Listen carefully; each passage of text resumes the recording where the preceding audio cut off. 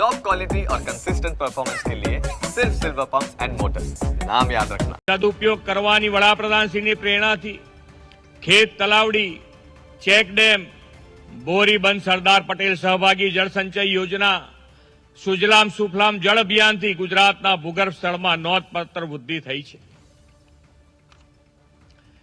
વડાપ્રધાનશ્રીના માર્ગદર્શનમાં 7 વર્ષ પહેલા શરૂ થયેલા સુજલામ સુફલામ જળ અભિયાનને પરિણામે રાજ્યની જળ સંગ્રહ ક્ષમતામાં અનેક ગણો વધારો થયો છે. આ વર્ષે જળસંચય અભિયાનથી રાજ્યમાં 11,000 લાખ ક્યુબિક ફીટ જેટલી જળ સંગ્રહ શક્તિ વધી છે. આદરણીય મોદી સાહેબે આઝાદીના અમૃત મહોત્સવ અંતર્ગત દરેક ગામમાં અમૃત સરોવરના નિર્માણનું વિઝન આપ્યું છે. ગુજરાતમાં આપણે 2475ના લક્ષ્યની સામે 2649 અમૃત સરોવરના નિર્માણ કર્યા છે.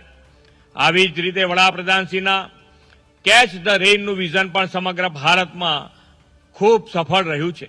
તેમના આ વિઝનને ગુજરાતે રેઇન વોટર હાર્વેસ્ટિંગના પહેલના માધ્યમથી રાજ્ય સ્તરે સફળ બનાવ્યું છે.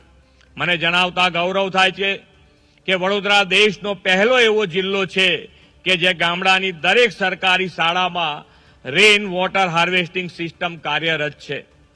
વડાપ્રધાનશ્રીના માર્ગદર્શનમાં ગુજરાતને ફરી એકવાર જળશક્તિ અને જનશક્તિને જોડવાનો અવસર મળ્યો છે.